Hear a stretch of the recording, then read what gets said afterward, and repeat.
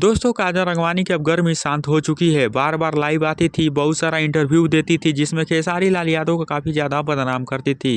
खेसारी लाल यादव का नीचा गिराने वाला जितना काम था वह सारा काम कर दी थी। खेसारी लाल यादव को काफ़ी घटिया साबित करने पर तुल चुकी थी। काफ़ी झूठ पर झूठ इंटरव्यू दे रही थी और बोल रही थी खेसारी लाल यादव को फ़ोन में गंदा फोटो रहता है, नंगा फोटो रहता है। काफ़ी सारा वो इंटरव्यू दी जिसमें खेसारी का काफ़ी ज़्यादा निंदा की और उनकी बुराई की। लेकिन अब खेसारी लाल यादव के जितने यूट्यूबर्स हैं उनके काफ़ी सारे फैन हैं, वह काजल राघवानी के इतना ज़बरदस्त रिलाई कर दिए हैं जिसके वजह से अब काजल राघवानी इंटरव्यू देने से इनकार कर दी हैं। आज काजल राघवानी लाइव आई थी और लाइव में बताई है कि आपसे मैं कोई इंटरव्यू नहीं दूंगी, जिसको जो करना है करिए।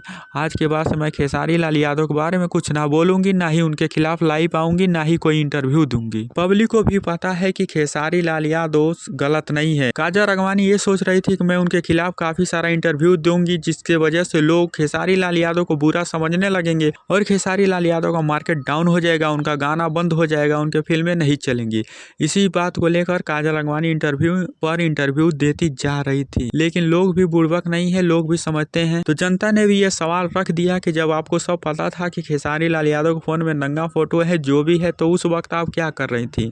अभी इंटरव्यू क्यों दे रही है? उस वक्त वो आपको बताना चाहिए ना, तब लोग आपको समझेंगे हाँ आप सही है। जब खेसारी लाल यादव को फैंस ने काजल राघवानी का रिलाई शुरू कर दिया तब काजल राघवानी शांत हो चुकी हैं।